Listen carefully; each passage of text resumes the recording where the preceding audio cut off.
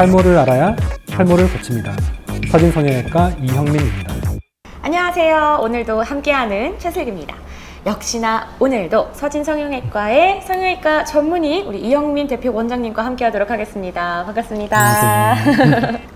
자, 내가 모발 이식에 관심이 많다 하시는 분들이라면 생착률 요거 많이 들어보셨을 것 같은데 이 생착률을 높이기 위한 모발 이식 후 관리 방법과 주의사항에 대해서 오늘은 좀 알아볼까 합니다.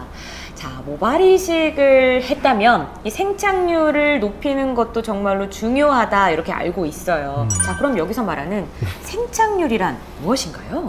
네, 일단은 용어 정의부터 먼저 정확히 말씀드려야 될 것 같습니다. 모발 이식은 말 그대로 이식 수술 중에 하나입니다. 이식 수술에서 중요한 것은 혈관이 연결돼서 산소와 양분을 공급받는 것인데요. 이렇게 혈관이 연결된 상태를 생착되었다고 표현합니다. 하지만 다른 이식 수술의 다른 점은 이제 혈관이 눈에 보이지 않을 만큼 작기 때문에 직접 연결시킬 수는 없습니다. 그렇기 때문에 모낭을 이식하고 난 다음에 미세 혈관이 잘 자라도록 환경을 만들어주는 것이 중요합니다. 자, 그러면 굉장히 많은 병원들이 이 생착률이 잘 된다 뭐 이런 홍보를 굉장히 맞아요. 많이 하고 있는데 자, 그럼 여기서 좋은 병원을 고르는 기준 알고 싶어요. 저도 알고 싶습니다. 네. 일단은 제가 피해야 될 병원 위주로 말씀을 드릴 수밖에 없을 것 같습니다. 일단 깨끗한 환경에서 수술 잘 받는 것도 중요하고 사후 관리도 중요하기 때문에 일단 수술 받았으니까 뭐 그런 특별한 관리 프로그램이 없어 나 몰라라 하는 병원들은 일단 피하시는 게 좋겠고요. 또한 전문적인 지식이나 관리 프로그램 없이 무조건 수술만 받는 병원들은 또 피하는 게 좋겠습니다. 확실히 어떤 환경에서 받는지와 그다음에 그 사후 관리 프로그램 이 두 가지가 굉장히 중요한 키포인트일 것 같은데 자, 그러면 제가 세 번째 질문을 드릴게요. 왜 우리 그런 얘기 하잖아요. 이거는 골든 타임이야. 근데 자, 그럼 생착률을 높이는 골든 타임이라는 게 존재 하나요? 사실 처음 들어본 말이긴 한데 사실 물론 수술 시간을 4시간, 5시간, 6시간 이렇게 정해놓고 수술할 수는 없습니다. 네. 사실. 그리고 실제로 모발 이식 수술은 굉장히 좀 오래 걸리는 수술 중에 하나입니다. 그래서 수술 시간의 양이 사실 절대적으로 중요한 건 아닌데 수술 도중에 중요한 것은 수술 도중에 채취된 모낭이 얼마나 이식되기 전까지 손상을 받지 않느냐 이게 중요하다고 보시면 됩니다. 손상을 받지 않는 그쵸. 것. 네. 골든타임이라는 말이 나오는 이유를 저는 이렇게 추측해 보는 건데 사실 모낭이 채취돼서 이제 건조한 상태로 60초 이상 지나가게 되면 이제 산화 손상을 받을 수가 있습니다. 그렇기 때문에 저온 환경에서 또 수분을 유지한 채로 현미경을 세밀하게 분리를 하고 또 이식하기 직전까지 이런 환경 유지하는 것이 굉장히 중요하다고 봅니다.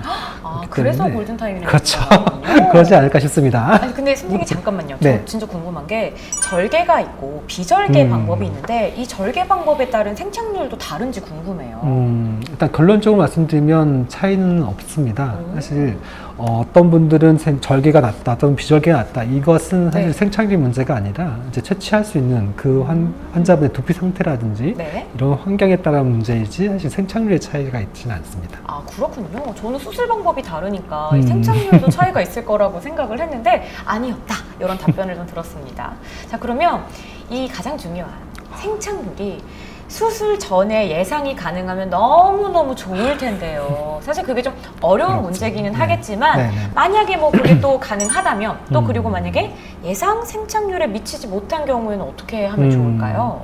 일단 종합적으로 말씀을 드릴 수밖에 없을 것 같습니다. 생착은 사실 수술 전 환자의 두피 상태, 즉 질환이 있는지 없는지 이런 것도 중요하고요. 수술 도중에 모낭이 얼마나 손상되지 않았는지 이것도 중요하고요. 또 수술 후에 두피 관리를 어떻게 해줬는지도 중요하기 때문에 이 모든 걸 종합해서 생착률의 결과가 나오는 거라 수술 전에 미리 예단할 수는 없을 것 같긴 하습니다. 그렇기 때문에 계속 주의사항을 말씀드리게 되고 저도 최선을 다하게 되는데 모든 상태가 좋았다면 보통 80% 이상을 보통 잘한다고 보게 됩니다. 하지만 그럼에도 불구하고 1년 뒤에 이제 그런 부족한 부분이 신경 쓰이신다면 추가적인 모발 이식을 고려할 수도 있겠습니다. 그렇죠. 미래를 미리 알 수 있다면 참 좋을 텐데 그러지 못하기 때문에 그래서 관리가 굉장히 중요한 것 같아요. 자, 그러면 수술 후에 생착률이 감소하는 이유도 있을 것 같고 그러면 감소하는 이유가 있다면 어떻게 해야지 높일 수 있는지 그 두 가지 포인트가 궁금하거든요. 수술 후에 직후에는 당연히 생착이 혈관이 잘 자라들어오도록 관리 프로그램 받는 게 중요하고요. 이제 그 이유가 된다면 이제 두피 염증이 생기는 환경들을 피하는 게 생착률을 높이는 방법이 될 수 있겠습니다. 네. 이런 술, 담배를 비롯해서 이제 잦은 파마와 염색 같은 경우는 이제 자극적인 상황이 될 수 있겠죠. 또 이제 그런 상황이 없더라도 모낭염은 발생할 수가 있습니다. 네. 그렇기 때문에 주기적으로 경과를 보고 그에 맞게 대처를 하는 것이 생착률을 높이는 방법이 되겠습니다. 확실히 모두가 알고 있는 것 중에 하나지만 술, 담배는 안 하는 게 해롭습니다. 가장 좋다. 자, 그러면 서준만의 이 특별한 모발이식 사후 관리 프로그램 요것도 궁금한데 한번 설명을 좀 부탁드릴게요. 네, 잠깐 언급되었지만은 수술 첫 1개월이 생착에 큰 영향을 미칠 수가 있습니다. 그래서 일주일 간격으로 저희는 혈관이 잘 자라들게 하고 염증을 지어주는 프로그램을 단계적으로 운영하고 있고요. 네. 이제 퇴원 후에도 생착에 좋은 환경을 유지하도록 독자적인 생약성분을 개발해서 생착 스프레이를 또 이렇게 제공하고 있습니다. 그러니까 수시로 뿌릴 수 있는 스프레이도 맞습니다. 있는 거네요. 네. 굉장히 좋다. 자, 그러면 이 모발에 생착률을 높이기 위한 뭐 생활 속에서의 뭐 좋은 음식 같은 거 있잖아요. 저는 또 하나 생각나는 게 미역 뭐 이런 거 좋을 것 같긴 한데 뭐가 있죠? 사실 먹어서 뭔가 도움이 될 만한 음식보다는 이제 피해야 될 음식 위주가 되지 않을까 그렇군요. 싶습니다. 물론 영양제 같은 맥주 효모나 비오틴 같은 영양제는 뭐 전체적인 모발 환경에 도움을 주는 거니까 좋겠지만요. 네.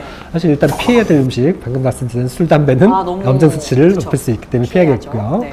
1개월 안에 특히 이제 파마 염색 같은 경우도 피해야 되는 게 좋겠습니다. 그 이후에는 사실 어떤 걸 특별히 제한하거나 그러실 필요는 없습니다. 그렇군요. 저는 이제 저도 두피 관리에 굉장히 관심이 많은데 이런 얘기를 되게 많이 들었어요. 막 화내는 것도 좀 자제하고 맞아요. 막 운동을 할 때도 너무 힘을 또 많이 쓰지 말라. 그런 원인 중에 하나가 여기 두피에 열이 많으면 생착률이 떨어진다고 하더라고요. 또 탈모에도 원인이 되기도 하고. 네. 근데 이게 제가 조절할 수 있는 게 아니잖아요. 그쵸. 네. 아니 선천적으로도 열이 많은 사람이 있을 수도 있고 이런 경우는 어떻게 해야 되죠? 네, 특정 부위에 열이 있다는 것은 사실 염증의 한 증상으로 볼 수가 있습니다. 그렇기 때문에 모발 이식한 후에 그런 열감이 느껴진다면 염증을 해결해 주는 것이 생착률에 도움이 될 수 있겠습니다. 하지만 모발 이식 전부터 이런 열감이 있었다 이러면은 또 전신 질환도 의심해 볼 수가 있는데요. 혈압이 높다거나 다른 뭐 두피에 뭐 피부 질환이 있었다면 이런 자세한 검진이 네. 필요할 수가 있겠습니다. 사실 또 어떤 연구 결과에 따르면 이런 상황이 아니라 탈모가 진행된 분들이 피선이 또 발달하고 또 두피가 얇아서 감각에 예민하신 분들은 또 열감으로 느낄 수 있다고 이런 연구 결과도 있기 때문에 네. 혹시 역으로 반대가 아닐까 이것도 생각해 보셔야 될 것 같습니다. 그렇죠. 이게 그 많은 분들이 또 신경 네. 쓰는 게 내가 그 부분을 정말 집중하다 보면은 괜시리 좀 신경이 쓰이면서 열이 나는 것 같기도 하고 평소랑 똑같은데도 다른 것 같기도 하고 그렇게 느끼는 경우가 많은 것 같아요. 생활 속 습관이 되게 중요하다고 네. 샴푸로 머리를 감을 때 네. 여러 가지 제품들이 많잖아요. 뭐 맞아요. 탈모 하나도 있고 뭐 머릿결이 뭐 굵어진다 뭐 등등등등 많은데 어떤 샴푸 써야 되는지 저 이것도 궁금해요. 사실 탈모 전용 샴푸라고 해서 굉장히 시중에 판매되는 것도 많고요. 약국에도 많이 판매되고 있는데 요즘에는 또 탈모 영양제 대표적으로 비오틴하고 맥주 효모 같은 게 네. 있습니다. 이제 또 이런 거를 아예 샴푸에 성분을 함유해서 효과를 보려는 제품들도 있는데요. 사실 이런 제품들은 사실 샴푸에도 이제 그런 생약성뿐만 아니라 이제 네. 계면 활성제를 비롯한 여러 화학 성분들이 있기 때문에 이것도 이제 개인 차에 따라서 두피 자극이 될 수가 있습니다. 오히려 이런 자극 증상이 있으면 오히려 생착에도 방해가 될 수가 있기 때문에 이거는 좀 주의하셔야겠습니다. 그렇죠. 그러니까 오히려 너무 좋은 거를 찾는다기보다는 안 하는 걸 피하는 게 더 쉽다. 전반적으로 그게 더 이런 중요하다. 얘기고 확실히 그게 중요한 것 같아요. 자, 그러면 이 모발 이식 후에도 관리를 굉장히 열심히 하고 계신 분들이 또 영상을 보실 것 같은데 그런 분들을 위한 따뜻한 한마디 좀 부탁드려요. 네, 노력은 배신하지 않습니다. 저희는 그 방향이 맞는지 혹은 과하거나 부족하지 않는지 주기적으로 두피 상태나 모발 상태를 확인해 드리겠습니다. 탈모는 이런 영역이 있으면 분명히 좋아질 수 있습니다.